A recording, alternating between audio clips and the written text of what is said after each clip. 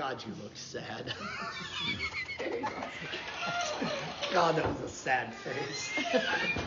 I almost felt bad for a moment. Did you get your own spot ready? Yes. Oh, look at you go. Because you were slacking as usual. So I decided to unslack the issue. Ta-da! Good job. We're here. Vincent, you're not. Step on over, Mr. Vincenzo. I was playing with 45. Oh, Be careful. no. I saw somebody commenting on something. Oh, it was a It's a video. very interesting conversation so far. It's a video of this guy that gets out of his car. He was road raging, and you've probably seen it, but he's looking at the car behind him, and all of a sudden you see him draw a gun and start shooting into the car. Well, the person reciprocates, and I think just shoots him once, but he's just like, kind of beside himself, and he kind of stumbles around a little bit, and it takes him a few minutes, and then he falls over. And the comments just were going crazy about how 9mm BS, and this is why I carry 40, and then some people were saying that the 10, someone's like, well, that's why I carry 10 mil, and then someone was saying that the 10 mil's they just made it to be a bigger 40, and I'm like, you kind of I don't disagree. That's why I carry a pocket 308. It makes more sense. It does. Rifles are better, so pocket 308. It's a rifle round, so that makes it a rifle. Yep. Interestingly, totally not even on topic of what we're going to talk about here, but That never happens. I know. I mean, we just got started, and you freaking squirreled the hell out of the conversation. Actually, She that did was it. Vinny's fault because he was How did I do? playing with ammo. I always play with him. I was talking with one of our other fellers that works for a local PD, and he said they're pulling more and more Derringers off of people. Little two-shot 22 or 22 Magnums It's scary. off of people. Those are scary. I mean, they're They're easy to hide. easy to hide. Yeah. It is They're kind the of size of my sketch. finger. The size of your what? Finger. Finger. Stop it. Elizabeth, Oh my stop God. Oh, I hate you both. You said it. Leave Derringers out of the conversation. Yes. Have you seen the belt buckles where you can like I did Yeah. not know where you were going with that. I was like, head out of the gutter? They have belt buckles where the Derringer fits It's in the inside. middle. Yeah, I have seen that. yes. I've Ridiculous. seen that. I'm not gonna lie, they kind of look cool, but it hurts my emotions. They look cool though. Would you wear cowboy boots and a cowboy hat? No, I don't wear Surely hats. Dude, I'd love to see you in No. Oh, a God. cowboy hat and some boots Screw it. and a big old buckle. Take my picture, give it to for AI. Halloween. Okay. Okay. Give it to I will AI. 100% They'll do put that. cowboy hats and cowboy boots on me. I ain't will wearing it. 100% do that. It's happening. Did you text your pawpaw? No, he said I showed him our YouTube channel, and he's gonna watch it later after it gets uploaded because he likes to sleep in. Okay. All right. Okay. He doesn't wake up till like noon. Good for him. Life is rough. Anyway, what the heck are we supposed to be talking about here that we haven't talked Something about about Derringers in my belt buckle. That's definitely training Apparently. outside your comfort zone. No, I guess. I mean, Kinda. Elizabeth. yet? What are we talking about today? I legit don't even know what the heck you put in the title. training past the comfort zone. Whose comfort zone? I mean, your own. It's subjective. Okay. Because some people are more comfortable doing certain things than others. So, good morning, Eugene. But by that logic, isn't just starting training in general technically training outside your comfort zone? Absolutely. For a lot of people. Yeah. Yes. Yeah. But then you can also train in the thing you've already started learning about outside your comfort zone. Yep. In the training that you've already started training. Yep. But like, some people like to be precision shooters and they drill out the bullseyes and that makes them happy. And some people want to go fast but can't make bullseyes. But you can guarantee that when they go down onto the range by themselves or whatever, they're going to practice the thing that they're good at. Good morning, Janet. Of course. And obviously you get a reward for that. You get a little dopamine rush, and it makes you feel good that you've accomplished the goals that you wanted to accomplish. And then you do that exact same thing for 37 years. Yeah, you do that over and over and over and over again. And guess what you don't do? Not anything. Get better. For sure. Well, you could get better at that one thing, but we all know that there's You'll hit a plateau and you're going to stay Yeah, there. if your goal is I'm going to send this target out to 7 yards and hit this bullseye, and I do that, okay? And I show up next week and so I'm going to send this target out to 7 yards, I'm going to hit the bullseye, and I do that, okay? You're not regressing, which is good, Yeah. right? That's better than what a lot of people do. They show up for a CCW class and say they're good forever. That's not true. But if you stick to that one little thing, there's no growth. You stay in your bubble. Well, I think it's like, you can grow within that concept. And I think that something important to identify is that shooting a gun is more than just pointing it at something and punching a hole exactly where you envision it. I think that there's value to that, to be precise and to say, I want to put the bullet right there and I have the ability to make that happen. If you don't shoot handguns very often, that's hard to do. That's really hard. It's really hard to do. Yeah. But then the other aspect of being a well-rounded, especially a self-defender, you need to be able to go faster. It's hard to. I just don't want to say just go faster, but you want to be able to put multiple rounds in a target at a more efficient pace, because in a life or death situation, you're not going to have the time to pull the trigger slowly and smoothly and to get that very precise bullseye. For one, you will have no idea where you hit. For two, the adrenaline and all the chaos coursing through your body will force you to pull the trigger faster. And as many times as you practice hitting bullseye after bullseye after bullseye, if you don't know what it feels like to go in a more efficient pace, that's not the time to find out. And while your groups will open up, that's expected. And I think that, and obviously I'm coming from a place of, this is my weakness. So this is my weakness. Some people, can go at that very efficient pace and be very accurate and do all that, but they have a hard time being more precise and slowing down and getting those very precise shots. So to be a good, well-rounded self-defense shooter, you should go both paths, and you should be a well-rounded shooter so you can do both. And it's difficult either way, but you have to practice it. You have to practice the thing that you're not good at, and you have to be okay with like your drill, your pyramid drill. Like it pushes you outside the limit, and you start to fall apart. Where are you falling apart at? And then use that data to fix the problem. You can never fix a problem if it doesn't exist, and that problem will arise when you don't want it to. And you want to have that problem arise in training, so that way you can fix that in that moment in training versus out on the streets. Or another way I like putting it in that same regards of knowing what you're capable of. Yeah. Oh, In yeah. regards to shooting, Yeah. what are you capable of doing? Can you draw your gun at a certain speed that you think you can? Can you make hits at certain distances that you think you can? You can hit your bullseye at 7 yards. What happens if we double it and we make the target at 14 yards? Can you still hold that same level to yourself?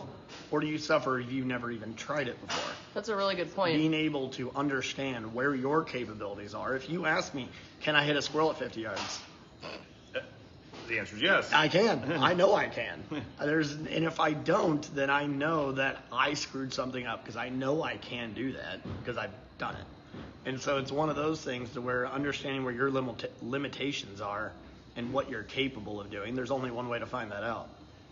You got to push yourself. Guess what happens when you fail? You learn from You it. learn. Yeah, this is what I need to work on. Like she said, like this isn't the point that I can't do it anymore. Like this isn't a failure with regard to, hey, at 14 yards I can't hit the target now, so I'm just done. I can shoot at 10 yards and I'm good, but at 14 yards, no, I can't do that. No, at 14 yards you need to work, because you absolutely can do it. It's just you now have a spot that you need to work on, and you can start working on different goals. Vinny says it all the time in his classes, like if you always shoot with people that you are better than, you will never get any better, right? You need to go shoot with, train with, whether that's classes or that's competitions or whatever, with people that are better than you, so that you can see that You're not the best. you're not, You're right? not. There are some phenomenal, in whatever sport, shooters, baseball players, phenomenal athletes in your world, that you can work just as hard as. And is there some of that that's going to be natural talent and luck and genetics and sure, but you still have places you can go. One a little quote that came out of one of the Jocko Willink books that I was actually this book my son was reading. Win or learn.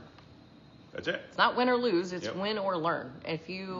I'm trying to help my teenager understand this dynamic too, because he's getting into team sports and everything, and it beats him up if he doesn't win, but it also is like he'll say, like, well, that was a state championship team and I was expected to lose. I'm like, oh, no. Like, it's understandable that people around you are going to be a higher level than you, but what can you learn from that? What did they do? How did they play the game differently to overcome, your team? And it's always about learning. And if you're always winning, then how do you heighten your ceiling? How do you get to get better even beyond that? You have to surround yourself with those growth opportunities. So, there's one thing I was gonna say. I lost it. Squirrel. Something that popped in my head while you were talking, I didn't want to interrupt you, was you were talking about high accuracy shooters and trying to get them to go fast. And I just thought about those high accuracy shooters when you want to see their brain go and put a shirt over the top of a target or something like that, where they can't see the little bitty bullseye anymore. Well, what am I supposed to hit? That was Sunday. Yeah, that was Sunday. My low light class, everyone was a potato. Yeah. They got wrecked. I even had one guy literally right at the beginning of the stage, first piece of cover, first target, came around the corner, pointed his gun at the target, pulled flashlight, turned flashlight on.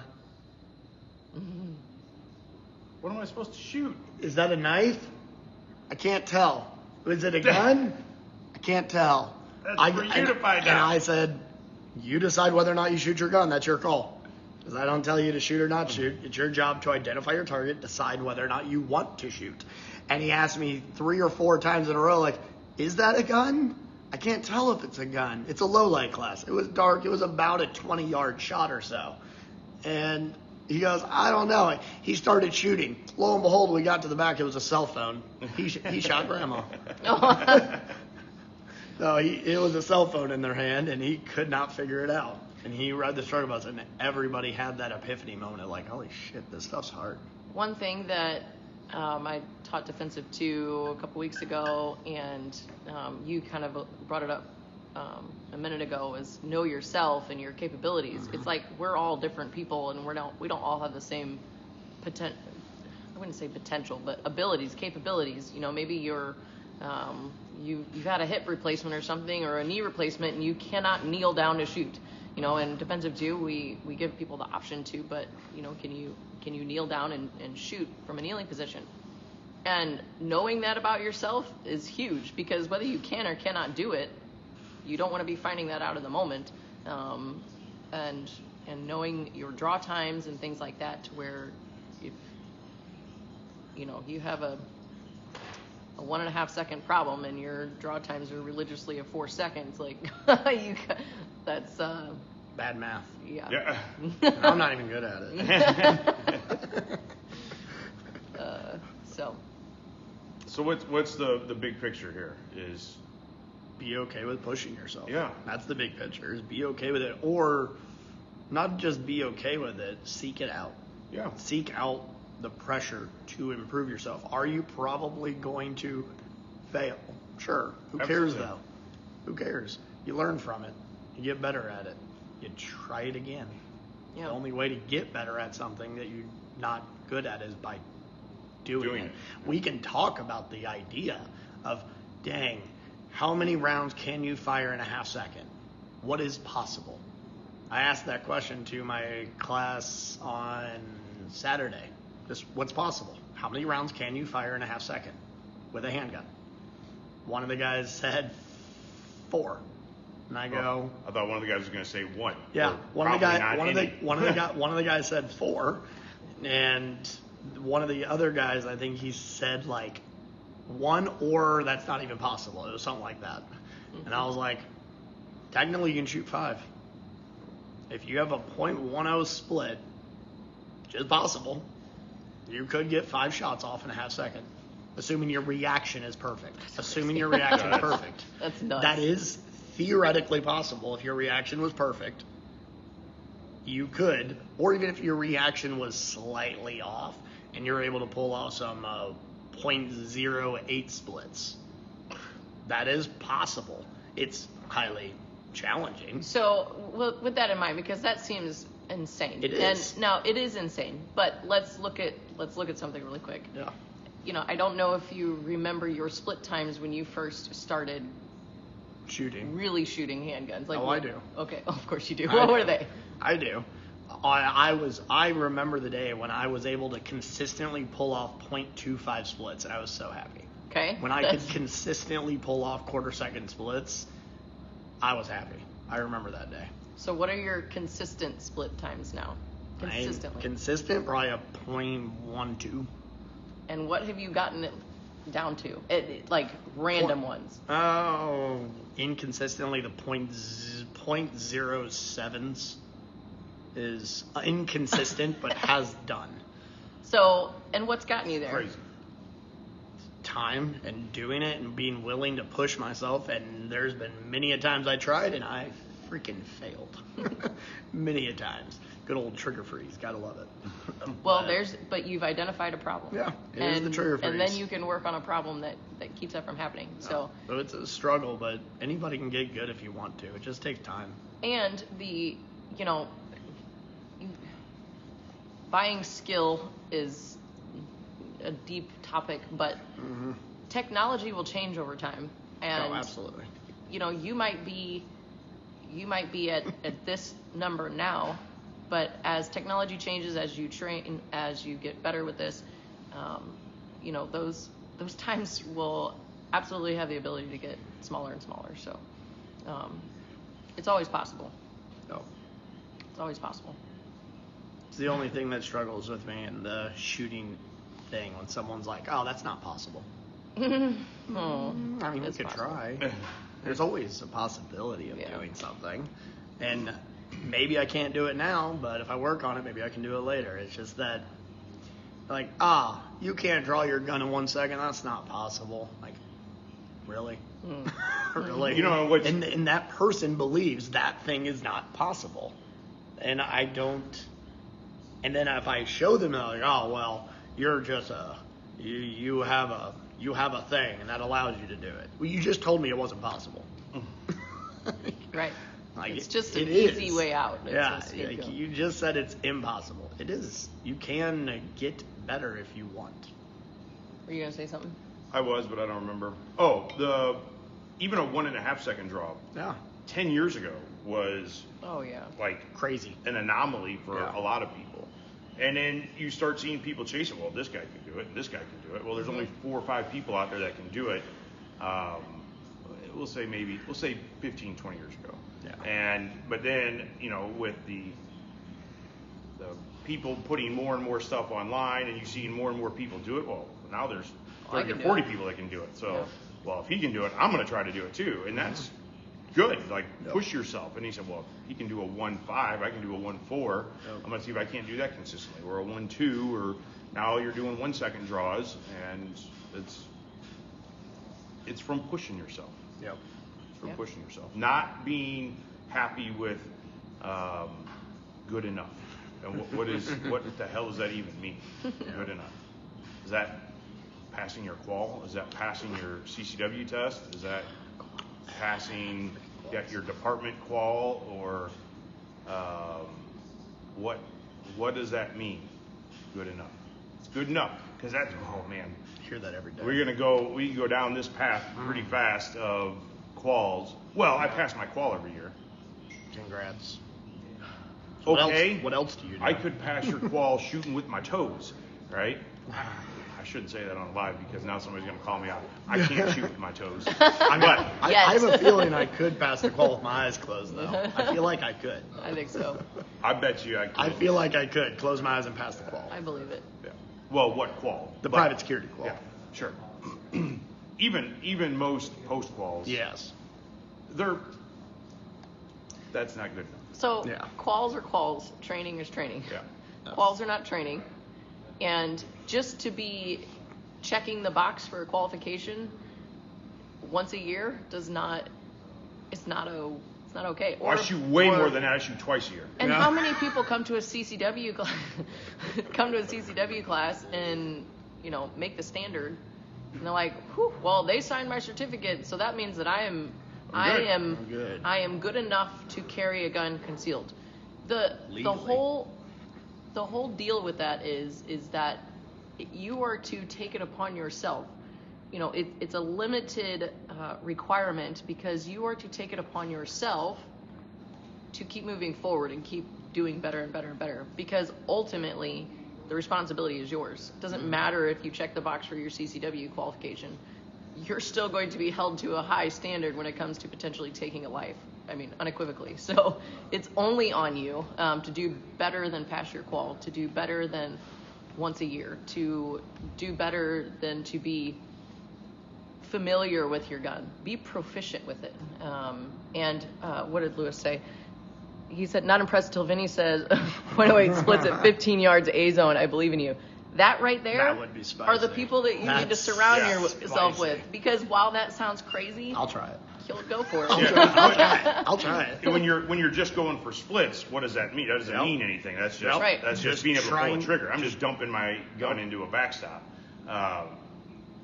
When you start having some accountability with scoring zones and so forth, Changes Charles, things. that one's dead. I couldn't get it to. So, also, for the people that are already very efficient, what's the challenge for you on the other side? Well, maybe you need to work on your precision. Maybe you need to work on the ability to control your adrenaline and your nerves and your ability to just pull the trigger smoothly and get that precise shot hit that squirrel at 50 yards. Like, you should have something to work towards. If you're already an efficient shooter, now work on being a precise shooter and keep the efficiency in there. Keep working on both of them, but figure out what you need to work on and work on it. Find the problems that exist. No. And adding a little stress to your life is not always a bad thing. Like, hell, low light yesterday. Granted, I always try to set it up to get this to happen, and it always does, and I use it as a teaching moment. But either way, I had a student of mine that was shooting at a target. If you did not know, in my low light class, all my targets have either guns or knives or machetes or cell phones or a bottle of water, and you have to identify your target, decide if it's a threat to you, and then engage it. And one of the targets had a gun, and my student turned his light on, saw the gun, shot his 5 shots, and then moved on. And I was like, cool, high five.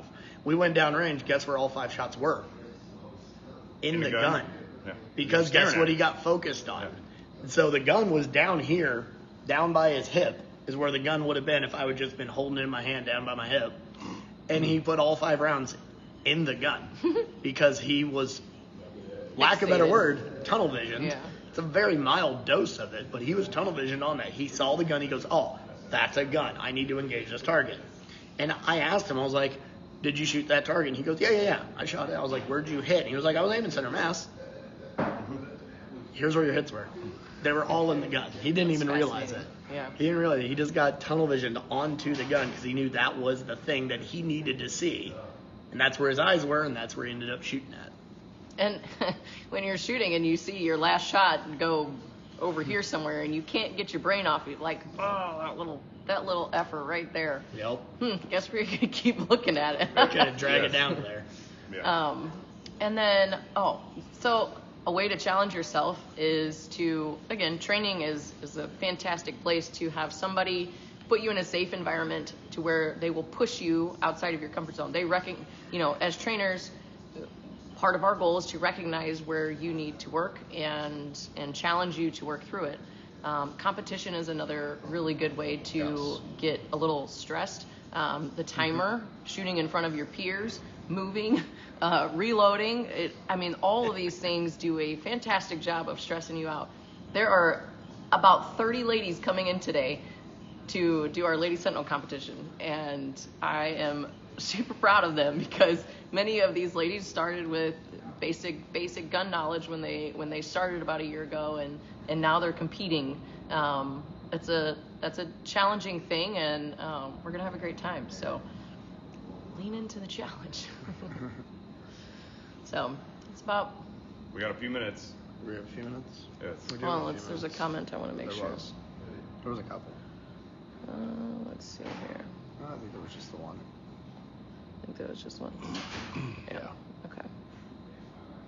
Sorry, you guys, making weird faces. That's how they do it in the movies. Shoot the gun out of the bad guy's hands. Yes, super absolutely. awesome. That's very true. He didn't mean to. He didn't even know he did it. Okay. But there's one big caveat to all of this. With pushing yourself, training, getting better, and all that stuff. And this is something I do ask in a lot of my upper level classes too. What is shooting in general? Like what category would you put this entire thing into? A sport. You could call it a sport, but for most people, is it really a sport? Or is it a hobby? I guess the mindset of it for sure. It's a hobby? Yeah. So, why do we even start doing hobbies in the first place? Because we enjoy them? So, just because you want to get better at something, don't suck the fun out of your hobby. Yes, is this a valuable skill? Sure.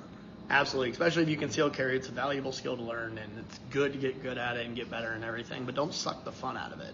Don't turn it into a job. Well, there This are. is awkward. This is awkward.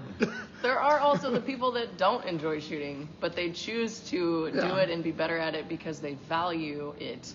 And then in that, we have a student that is very much in this line of thought, but she still shows up all the time and shoots her gun. But she has found something else to resonate with that she does enjoy. Just the community. She come up here and BS with people and make new friends and makes new friends in our group and everything. And the social aspect of that has brought her to enjoy it even more. Aside from, I think she's liking it a little bit more. How many times have you had a student come to class and they're like, I don't really know if this is for me, I don't really know. And then they get done with the class, and by the end of the class, they're like, this was fun. Sure. I had, so it's funny, I don't remember which class it was now. I want to say it was a CCW class I taught last week. But had going around introductions, blah, blah, blah, student kind of said that. Like, hey, I don't know that I really enjoy this, but I kind of want to learn more. I want to understand, being able to defend myself at home, and I don't know that I'll ever carry a gun, whatever. And so I mentioned that. I said, just so you know, sometimes this happens where you show up to a class like this and you don't expect to enjoy it, you have fun. Next thing you know, you've got a freaking rolling suitcase full of guns and stuff. Yeah. And this other student who had already introduced himself was like, that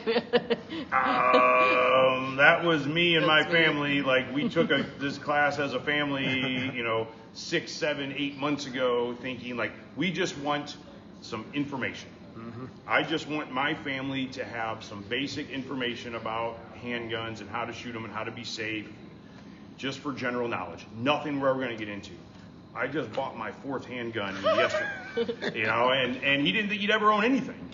And that doesn't always happen. I've had it happen where, hey, I'm here because I don't like these things, but I want to understand. I want some real education. And at the end, they're like, it's still not for me. Cool. Yeah. Like you did a thing that you were uncomfortable with to explore. You got some real education on it. And it was a huge compliment to me after the class when they said, like, I appreciate everybody in here. This was not what I was expecting. It was all way different. The way you interacted with people, the way the store folks interact with people, it's not my thing, but my perception of this world has changed. Oh, yeah. Right? Like, Makes me I don't happy. necessarily want to shoot a gun anymore, but I think about the people that do differently. Yeah. That's huge.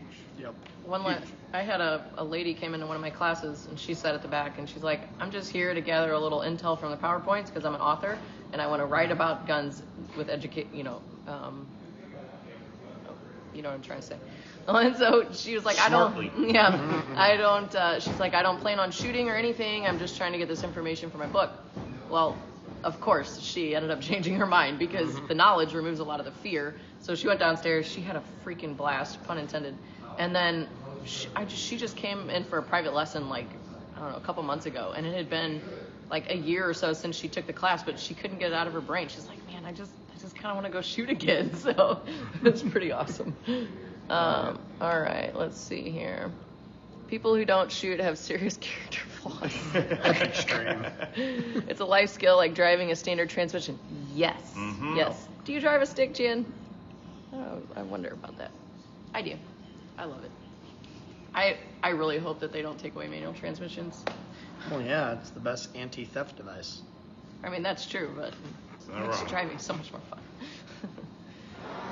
Okay, I think that's all we got for I today. think we got to get ready for quals, as a matter of fact. Yeah, ironically We got to get enough. ready for quals. If you guys want to get better, you want to challenge yourselves, come out. You know, come out, hang out with us in a class. It doesn't always have to be in a class. I did not read the article, so I shouldn't say too much. But the headline was like, there's shooting competitions and there's training. Like, you shoot competitions for fun, you train to get better. That's not necessarily true. Like, you can shoot competitions and continue to get better. You can take training classes just for the fun of it and not really seek to improve yourself, right? It's all a mindset, in my opinion, right? Like, if you're struggling with a thing and you can keep shooting matches to get better at that thing, you'll get better at it. If you, just like you can go up and take a class and be like, no, I'm not doing that. I'm not going to push myself. I'm not going to, and not learn anything. It's all this. So challenge yourself, go into it with the right mindset. If you want to get in a class, we got lots of them. If you want to shoot a match, we got lots of them. So come out and hang out with us. You want to show up and just get challenged? Come out and talk to people that are here and just meet new people, other people that are here shooting, other employees, and just. They'll give you their favorite Yes. drill or their favorite thing to go work on. Like, hey, I'm struggling here. Got any suggestions of something I can work on today? People here shoot their guns. Every morning we come in, our employees are downstairs shooting, like almost every morning. So just ask, have a good conversation, and come and shoot your gun. All right, we gotta go. Vincent, you got anything else? Do gooder. Thank you. If you guys need something, come see us, 14803 Manchester Road in beautiful Baldwin, Missouri. Stop it! 10 to 8, Monday through Friday, Saturday 9 to 6, Sunday 10 to 6. You guys stay safe, be nice to one another, and we'll catch you soon. Later. Toodles.